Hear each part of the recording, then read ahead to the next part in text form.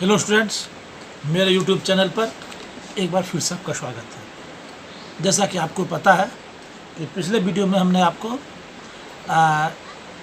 Change in value of G यानी acceleration due to gravity at high altitude यानी height बढ़ने पर small जी यानी एक्सेलरेशन ड्यू टू ग्रेविटी पर क्या प्रभाव पड़ता है, इसका वीडियो बनाया था। आज का जो टॉपिक है वह है acceleration due to gravity at depth of the earth, यानी अर्थ के सरफेस से जो अंदर की ओर जाते हैं उस कंडीशन में स्मॉल जी का वैल्यू क्या बदलेगा और कितना बदलेगा। यानी अर्थ के अंदर जितना जाते रहेंगे क्या स्मॉल जी का वैल्यू बढ़ेगा, घटेगा या फिर कांस्टेंट रहेगा। आज हम इसकी चर्चा करेंगे, यानी कि effect of depth on small G, effect of death on acceleration due to gravity. आज इसकी चर्चा करेंगे। पिछले वीडियो में हमने effect of small G at altitude या एबव द अर्थ सरफेस बताया था। उसके बाद बताएंगे हम अगले वीडियो में effect of G due to non spherical shape of earth, और उसके बाद बताएंगे effect of small G due to rotation of earth on its axis. तो आज का टॉपिक है इफेक्ट ऑफ जी, यानी कि change in the value of G when body is placed inside the earth at a depth, that is deep depth के नीचे अगर वो चला जाए तब उस पर क्या प्रभाव पड़ता है। तो इसको समझने के लिए सबसे पहले हम आते हैं बोर्ड पर और बात करते हैं कि इसको कैसे रिजॉल्व करके हम लोग निकालते हैं। तो आइए बोर्ड पर। जैसा कि हम पिछले वीडियो में भी बताए थे कि हम इस कंडीशन को जस्टिफाई करने के लिए या इक्वेशन को डिराइव करने के लिए हम अभी अर्थ को स्फेरिकल मान लेते हैं।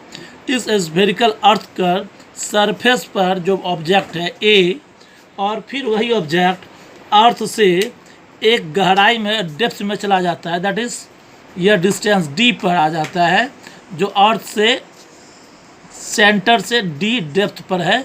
एक इंटरनल पार्ट आ जाता है अर्थ का, और कुछ देर समय बाद यानी इनिशियली हम ऑब्जेक्ट को ए पर रखते हैं और कुछ समय बाद इसी ऑब्जेक्ट को हम एक बी प्लेस पर रखते हैं which is D depth from the earth surface. यहाँ अर्थ का सेंटर मान लीजिए यह हो गया सी, और अर्थ का रेडियस जो है वह यहाँ अब भी लेंगे आर, ठीक है। तो ये अर्थ का रेडियस आर हो जाएगा, यानी इस स्फेयर का जो इंटरनल पार्ट है उस स्फेयर का जो लेंथ हो जाएगा सेंटर से दूरी वो होगा आर माइनस डी। अब let the total mass of earth capital M and density of earth rho. Earth का डेंसिटी हम मान लिए रॉ है और टोटल मास m है, और जबकि हम यहाँ रेडियस पहले से मान लिए हैं कि radius of earth R. Now so m बराबर क्या हो जाएगा, यानी टोटल मास बराबर क्या हो जाता है स्फेयर का वॉल्यूम इनटू डेंसिटी, यानी 4/3 पाई आर क्यू। यह स्फेयर का वॉल्यूम हो जाएगा, और एक स्फेरिकल फॉर्म में है तो उस स्फेयर का volume into density equal to total mass. और हम लोग पहले से जानते हैं कि G इक्वल टू क्या होता है, capital G M by R square, where G is the gravitational universal constant, R is the radius of earth and M is the mass of earth. So G बराबर क्या हो जाएगा, G अब M का value put कर दे 4/3 pi R cube rho by R square. अब R square और आर क्यू कट जाएगा, बचेगा 4/3 जी पाई आर रो। इसको इक्वेशन 1 मान लेते हैं, ठीक है। नाउ अब हम लेते हैं पॉइंट बी पर which is D depth from the surface. तो इसके लिए हम मान लीजिए कि जो जी का वैल्यू होगा वह होगा let the value of G is G dash at B, then G dash बराबर क्या हो जाएगा, जी और इसके नीचे का total mass that is M dash by R dash का स्क्वायर।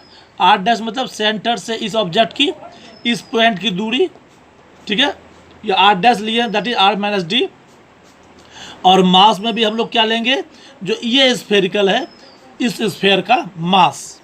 तो क्या हो जाएगा, पहले तो निकालेंगे एम डैश बराबर क्या हो जाएगा 4/3 पाई। अब यहाँ आर्क जेपर क्या डिस्टेंस है, आर माइनस डी का होल क्यू इनटू डेंसिटी। चूँकि यह जो छोटा स्फेयर है इस स्फेयर का जो रेडियस है वह हमने पहले ही आर माइनस डी ले लिया है। इस रेडियस को आर माइनस डी से हम रिप्रेजेंट कर रहे हैं। इसका रेडियस क्या है, आर माइनस डी है। तो डेंसिटी तो सेम है लेकिन रेडियस बदल जाता है। तो रेडियस बदलने के कारण वॉल्यूम क्या हो जाएगा 4/3 पाई आर माइनस डी का होल क्यू। इसलिए यहाँ पर हम इक्वेशन में हम लिखे हैं 4/3 पाई आर माइनस डी का whole cube into rho. And R dash बराबर क्या हो जाएगा आर माइनस डी।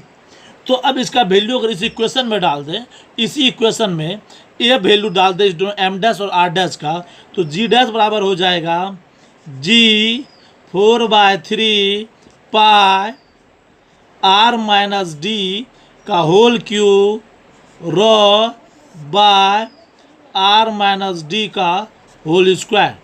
अब ये और ये फिर कट जाएगा तो जी डैश बराबर हो जाएगा 4/3 जी पाई आर माइनस डी रॉ। ठीक है, पिछले इक्वेशन में क्या था, जो इससे पहले का इक्वेशन ड्राइव किए उसमें था 4/3 जी पाई आर माइनस आर रॉ।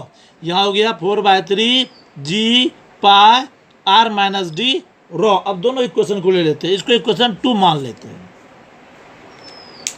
चलो नाउ इक्वेशन 1 क्या हो गया, जी बराबर 4/3 पाई जी आर रॉ और जी डैश बराबर क्या हो गया 4/3 pi G R minus D rho. ये इक्वेशन 1 था, ये इक्वेशन 2 था। Now dividing equation 2 by equation 1,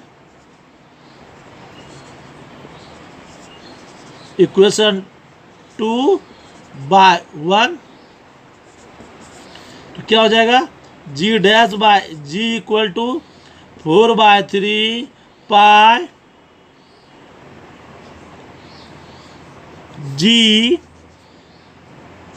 are minus D rho by 4/3 pi G R rho. 4/3 cancel, पाई कैंसिल, जी कैंसिल और rho cancel. That is G dash by G equal to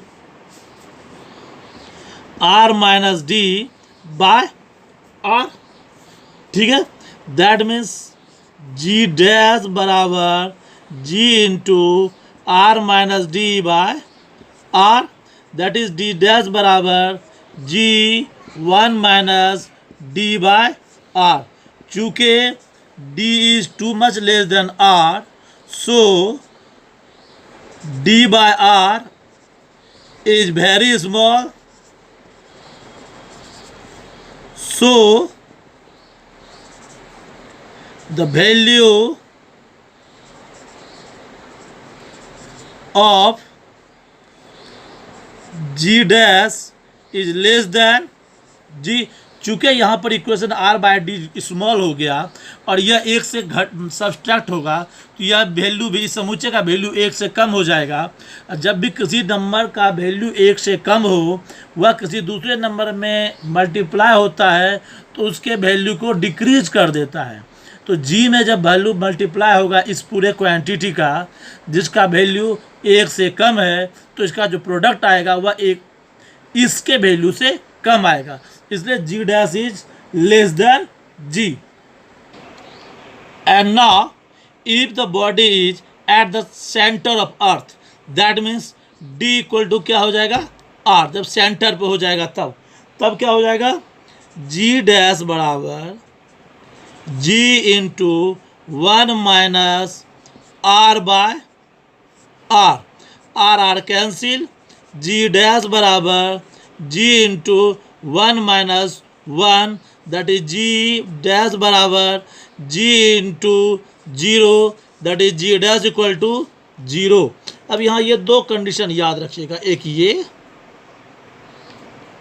ji dash equal to 0 at the earth centre, and second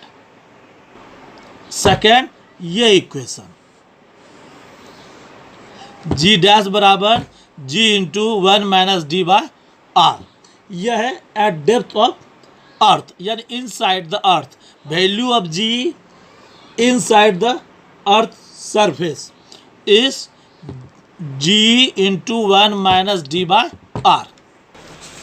तो आप क्या देख रहे हैं कि earth surface से ऊपर जाएं या अर्थ सरफेस के अंदर जाएं, दोनों कंडीशन में आर का वैल्यू डिक्रीज करता है, तो सॉरी जी का वैल्यू डिक्रीज करता है। अर्थ सरफेस से ऊपर जाते के हुए भी जी का वैल्यू डिक्रीज कर जाता है, यानी एक्सेलरेशन ड्यू टू ग्रेविटी घटता चला जाता है, और अर्थ के अंदर भी जाते हुए एक्सेलरेशन ड्यू टू ग्रेविटी कम होता जाता है। लेकिन एक चीज़ का अंतर देखिएगा, जब पिछले वीडियो में हम बता रहे थे तो बताए थे जब अर्थ सरफेस से जितना रेडियस है अर्थ का उतना ऊपर चले जाए या आर हाइट पर चले जाए, तब क्या हो रहा था कि जी डैश का वैल्यू जी के वैल्यू का 1/4 था। लेकिन यहाँ जब अंदर की ओर जाते हैं तो जितना रेडियस है उतना डेप्थ में चले जाते हैं, यानी अर्थ के सेंटर पर चले जाते हैं, जो जी डैश का वैल्यू जो है वह 0 होता है, यानी अर्थ के सेंटर पर ग्रेविटेशनल फोर्स 0 हो जाएगा, एक्सेलरेशन ड्यू टू ग्रेविटी 0 हो जाएगा।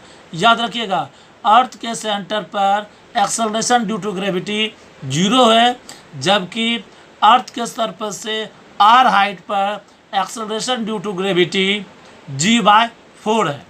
इससे एक और कंक्लूजन निकलता है कि अर्थ सरफेस से ऊपर की ओर जाते हुए जी के वैल्यू में जो परिवर्तन होता है उससे ज़्यादा फास्ट परिवर्तन अर्थ के अंदर जाते हुए होता है। सरफेस से ऊपर जाने में जी का वैल्यू जितना डिक्रीज करता है उससे ज़्यादा फास्ट रेट में अर्थ के अंदर जाने में जी का वैल्यू डिक्रीज करता है।